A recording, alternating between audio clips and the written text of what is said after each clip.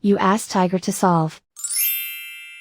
This deals with linear equations with one unknown. The final result is h equals 2. Let's solve it step by step. Simplify the expression. Simplify the arithmetic. Group all constants on the right side of the equation. Add 57 to both sides.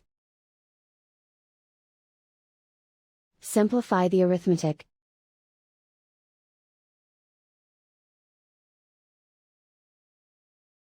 Isolate the h. Divide both sides by 19.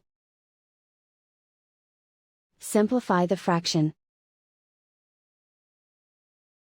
Find the greatest common factor of the numerator and denominator. Factor out and cancel the greatest common factor. And so the final result is h equals 2.